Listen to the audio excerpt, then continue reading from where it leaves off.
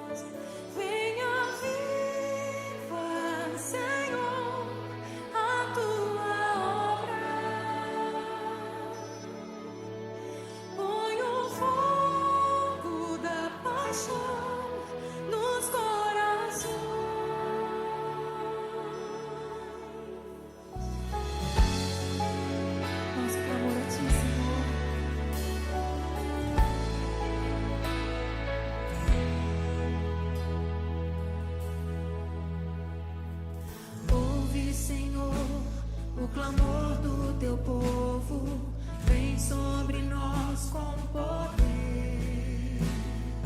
Vem quebrantar e lavar nossas vidas, pra tua glória em nós resplandecer. Ouve, Senhor, o clamor do teu povo, vem sobre nós com poder. Santidade e justiça, tua vida em nosso viver. Venha viva, Senhor, a tua obra. Põe o fogo da paixão nos corações.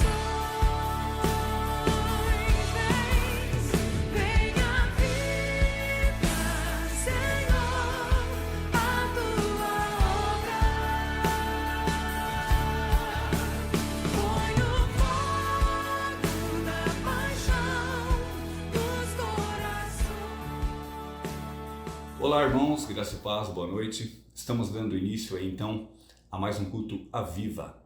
E eu já quero dizer para você, não se esquecer de deixar o seu like, colocar aí no chat os seus pedidos de oração para que ao final deste culto, na live de oração, os seus pedidos estejam lá. E nós cremos que o nosso Deus é o Deus do impossível. Não há nada que Ele não possa fazer, né? O nosso Deus é um Deus poderoso, então que você possa colocar os seus pedidos de oração e crer naquilo que o nosso Deus pode fazer. Nós estamos aí no mês de agosto e nós estamos ministrando uma série de palavras a respeito dos relacionamentos. E no mês de agosto nós vamos falar sobre edificando relacionamentos. E hoje eu vou entrar aí em mais um destes, né, temas que falam a respeito de como nós podemos edificar os nossos irmãos, como nós podemos ajudar os nossos irmãos, como nós podemos fazer para que mutuamente nós possamos crescer.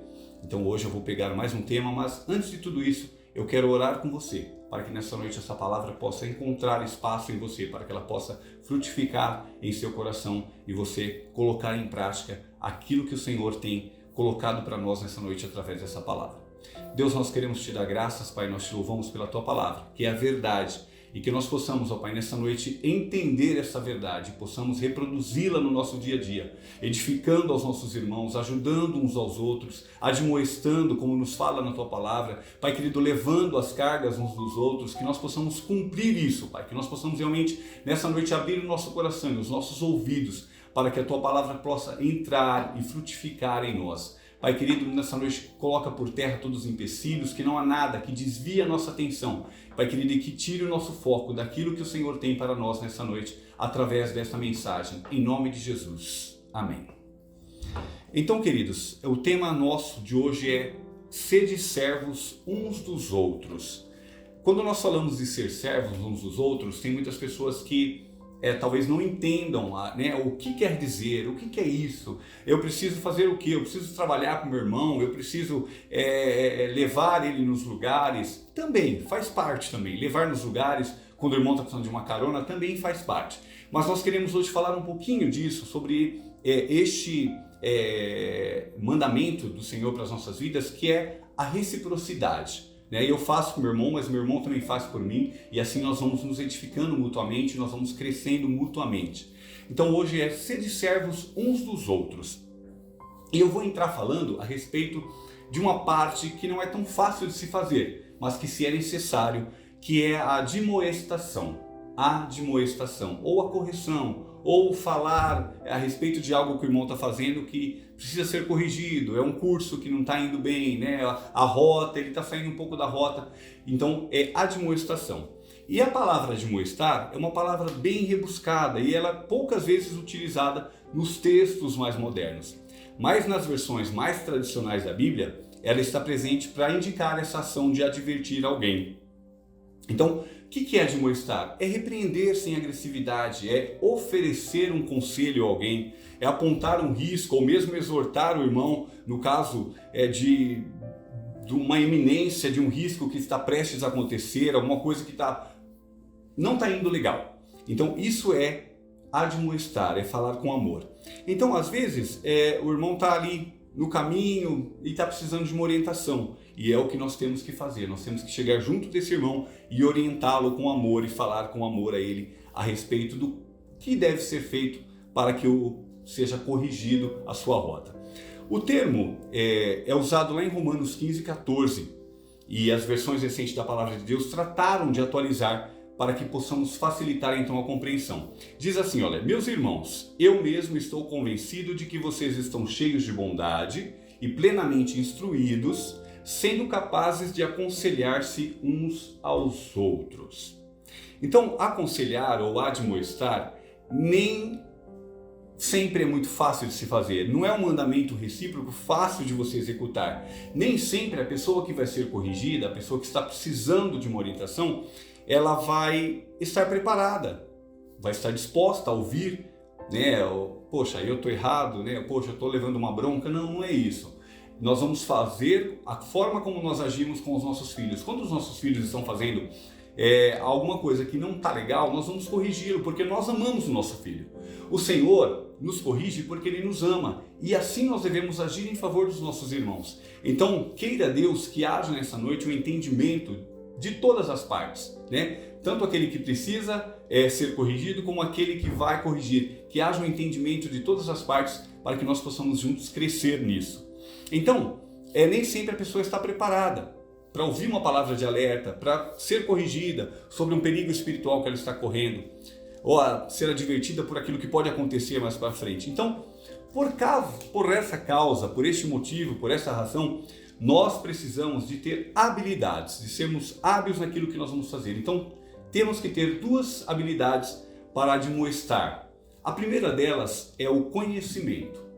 Não adianta eu querer chamar a atenção de alguém ou um irmão querer chamar a minha atenção e sobre o erro que ele está cometendo ou na iminência de cometer um erro, se essa pessoa não vir em nós uma maturidade, uma autoridade, um conhecimento da palavra de Deus para tanto, e a experiência também de vida que nós temos. Se o irmão não ver em nós isso, se ele não vê o conhecimento, uma autoridade na palavra, se ele não vê em nós um amadurecimento, se ele não vê em nós uma experiência de vida, uma carga que nós já temos, ele não vai ter confiança, ele não vai aceitar aquilo que nós vamos falar. Então nós precisamos estar preparados, termos conhecimento e ter experiência de vida para poder fazer esse ato de admoestar alguém.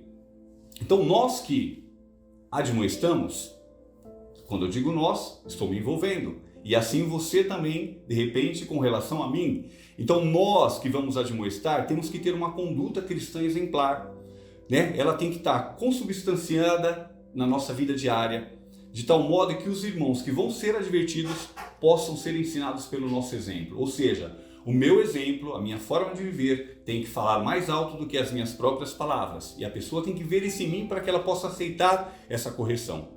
Segundo, a brandura. É preciso sensibilidade, principalmente quando o conselho que nós vamos dar a alguém está ligado a alguma coisa muito, ponto muito delicado, alguma coisa muito íntima. Então nós temos que ter brandura, cuidado ao falar, né? Porque confrontar alguém a respeito do seu erro não é brigar, não é você falar asperamente com ela, né? Nem gritar com ela. Significa, na verdade, você colocar ela frente a frente com o erro, com a atitude pecaminosa dela, tendo no coração o desejo real e ardente de ajudá-la a compreender, né, qual é a melhor maneira de tratar essa área na vida dela. Qual é a melhor maneira da gente fazer isso, não apenas agora, mas também no futuro. Então nós temos que fazer isso com amor, nós temos que fazer isso com brandura. O livro de Timóteo, 1 Timóteo, no capítulo 4, do versículo 13 ao 16, a palavra diz assim: até a minha chegada, aplica-te à leitura, à exortação, ao ensino. Não te faças negligente para com o dom que há em ti, o qual te foi concedido mediante profecia com a imposição das mãos do presbítero. Medita nestas coisas e nelas sê diligente, para que o teu progresso a todos seja manifesto. Tem cuidado de ti mesmo e da doutrina. Continua nesses deveres, porque fazendo assim, salvarás tanto a ti mesmo como aos teus ouvintes. Então, aqui a palavra diz o que nós precisamos fazer: seguirmos na exortação, seguirmos no ensino. E isso nós devemos fazer para a edificação, para o crescimento, tanto dos irmãos como da nossa comunidade.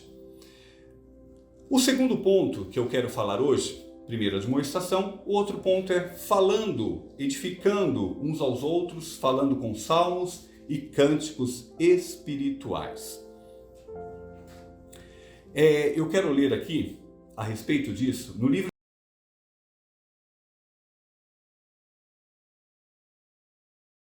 Eu sei que eu tenho Efésios aqui, viu, irmãos? Efésios capítulo 5, do versículo 17 ao 20.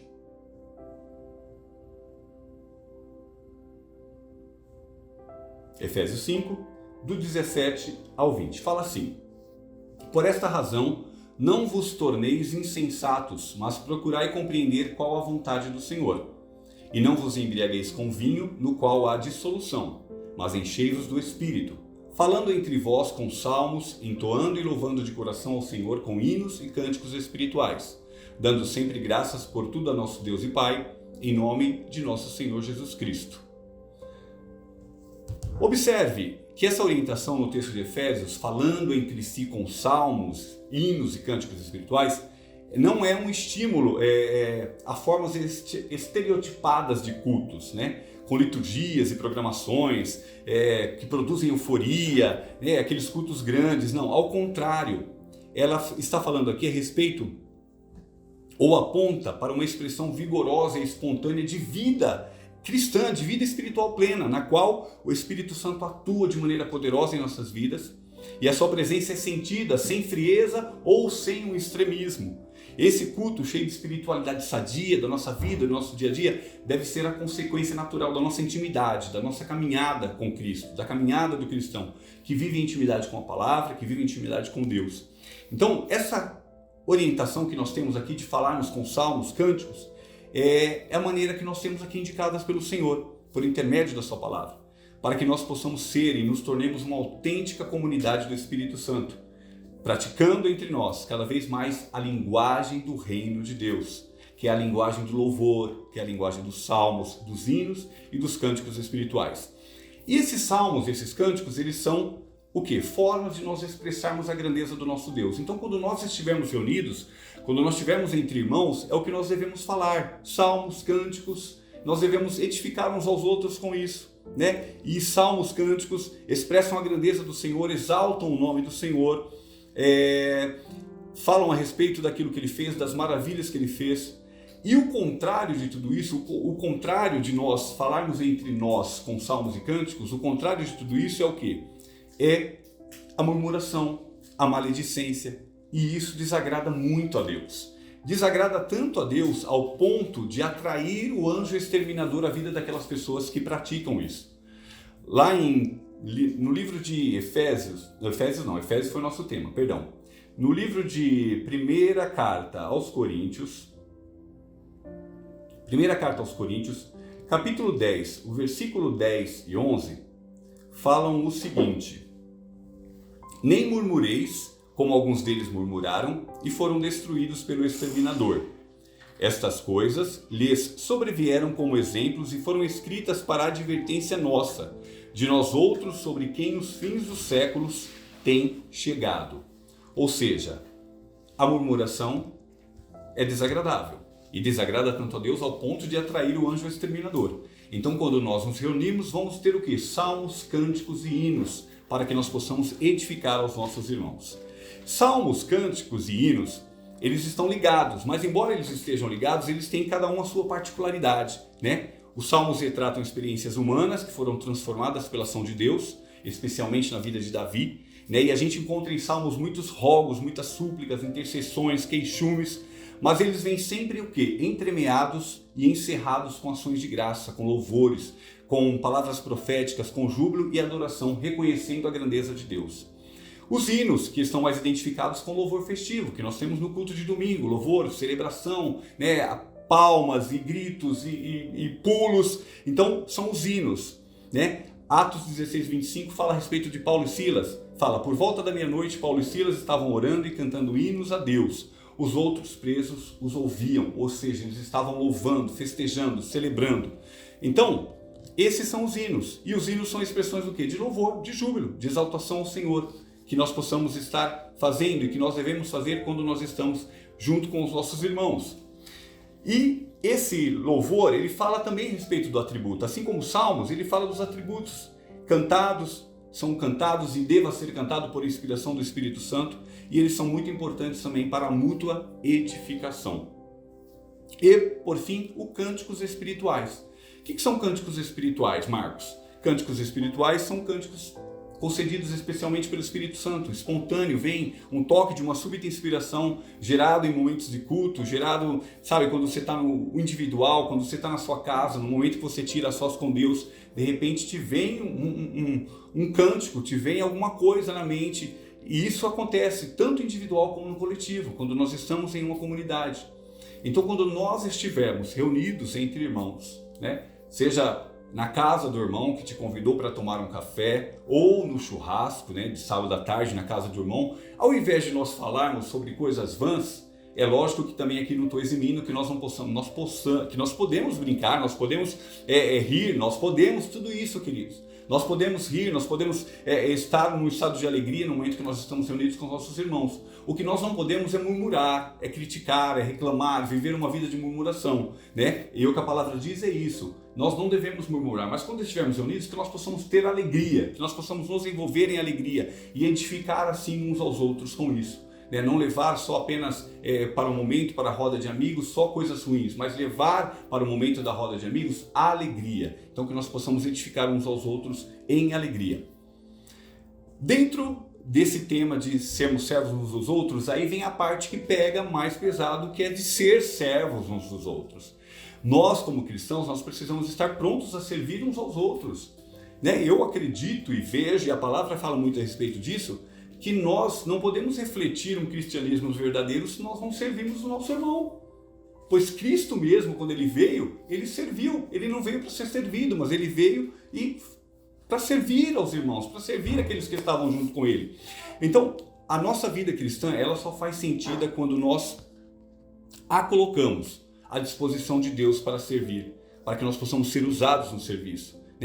Nós temos aí em Jesus o mais poderoso exemplo, como eu já disse. Ele veio para servir, como ele mesmo afirmou. Lá na palavra do Senhor, em Marcos, capítulo 10, versículo 42 ao 45, fala a respeito de quando Cristo veio. Marcos 10, 42 ao 45. Mas Jesus, chamando-os para junto de si, disse-lhes: sabeis que os que são considerados governadores dos povos têm-nos sob seu domínio, e sobre eles os seus maiorais exercem autoridade. Mas entre vós não é assim. Pelo contrário, quem quiser tornar-se grande entre vós, será esse o que vos sirva. E quem quiser ser o primeiro entre vós, será servo de todos. Pois o próprio Filho do Homem não veio para ser servido, mas para servir e dar a sua vida em resgate por muitos. Então Jesus, o nosso maior exemplo, veio para servir e ele mesmo afirmou isso aos seus discípulos. Sede servos uns dos outros. E ser servo do outro é fácil? Nem sempre é fácil, mas nós precisamos ser, nós precisamos fazer.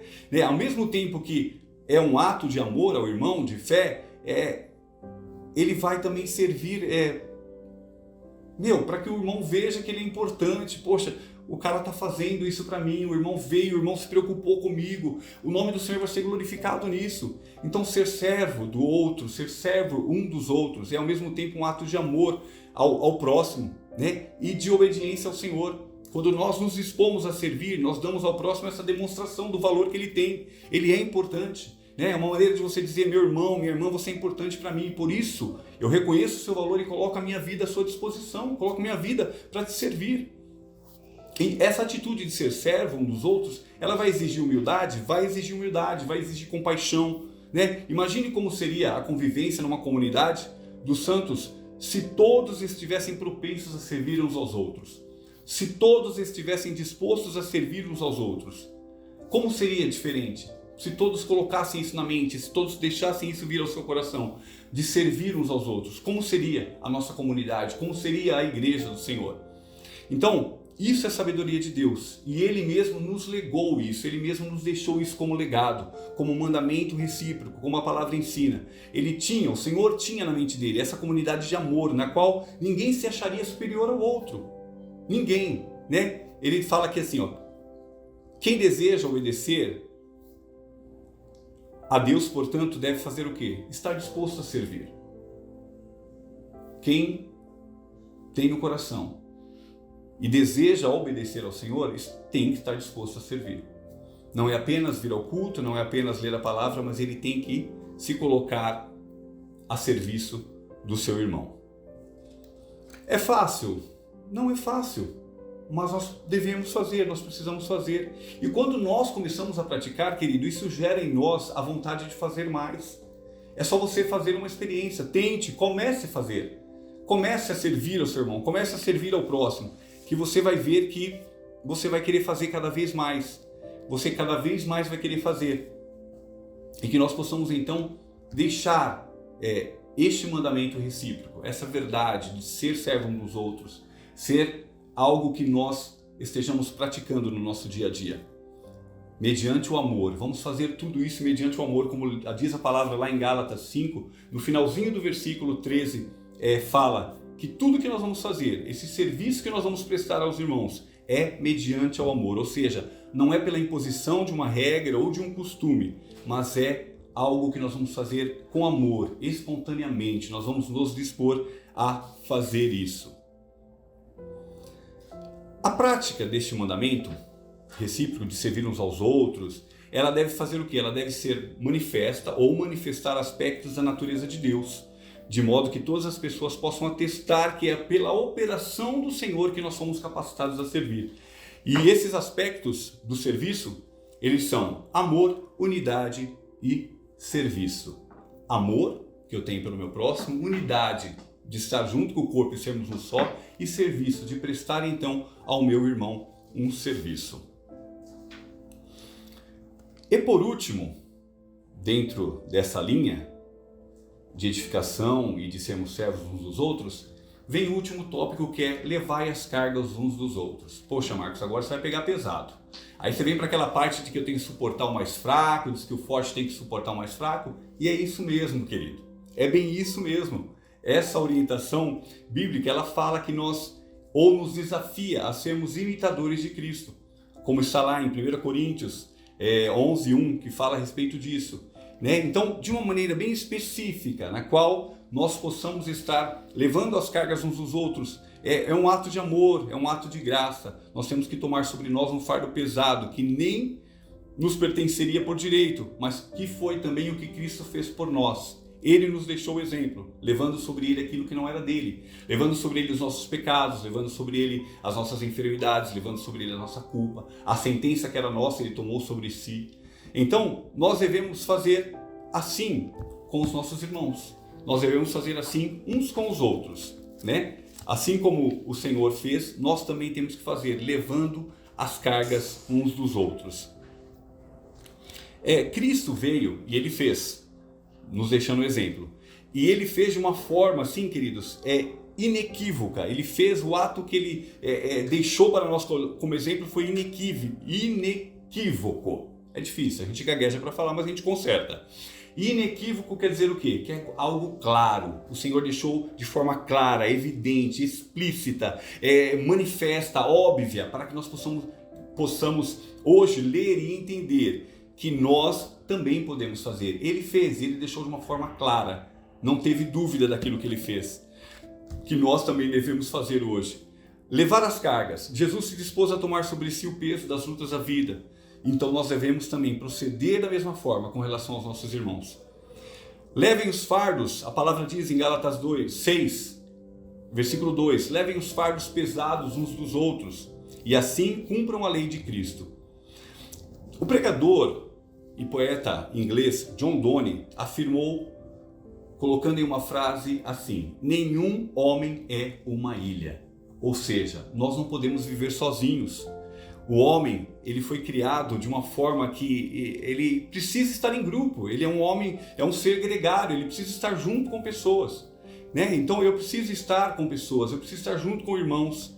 E estando em grupo, eu vou fazer o quê? Me beneficiar da mútua colaboração. Eu sirvo e sou servido. Eu dou e recebo, né? Eu oro e sou abençoado também através de oração de irmão. O irmão me deu uma orientação hoje, levou algo que para mim estava pesado, amanhã sou eu quem faço. Então nós somos o quê? Nós somos cristãos, e cristãos devem ser guardião um do outro. Então nós temos que ser capazes de suportar as cargas uns dos outros.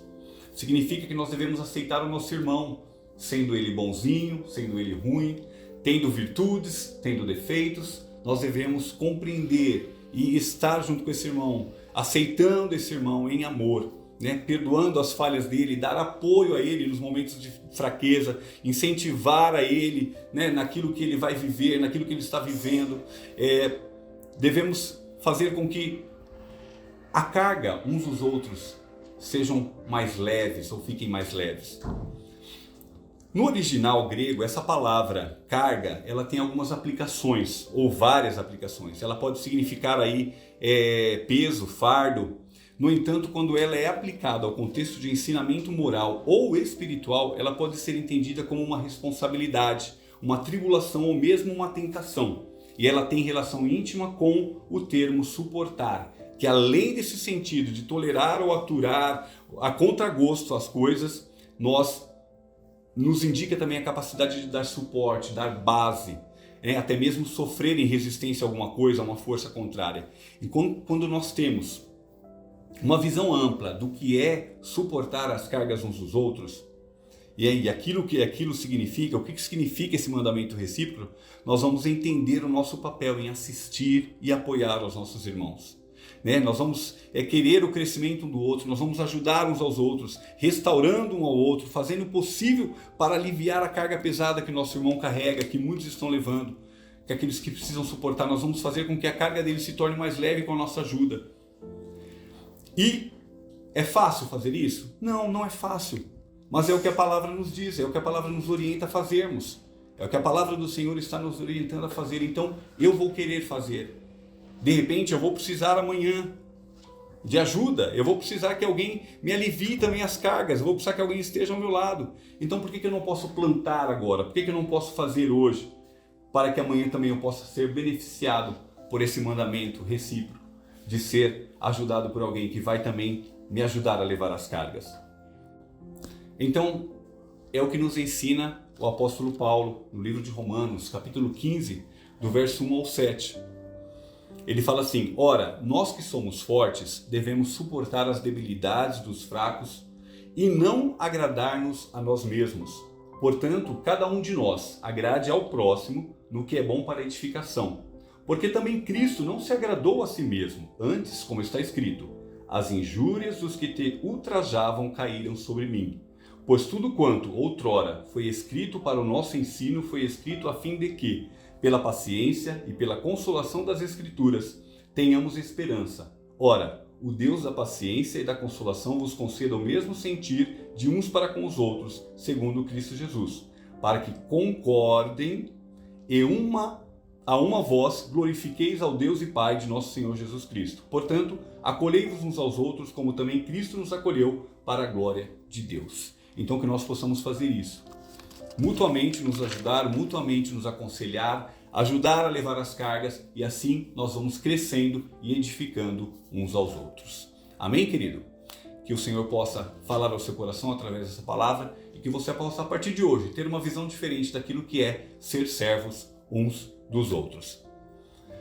Amém? Não esqueça de, ao final do culto, entrar na live de oração e participar lá juntamente com nossos irmãos. Mais uma vez eu falo a respeito do like. Se você não deixou o like lá no início, que você possa deixar o like agora no final aí do nosso vídeo. Amém? Que o Senhor te abençoe e que você cresça cada vez mais em nome de Jesus. Tomou o meu lugar, levou a minha cruz, teu sangue me salvou, minha dívida pagou. Jesus, eu canto, porque hoje livre sou. Com as suas palmas, cantemos juntos. Maravilhosa graça, declaro, teu amor que não falha, tomou o meu lugar, levou a minha cruz e o poder do sangue me salvou, minha dívida pagou. Jesus, eu canto, porque hoje livre. Palma!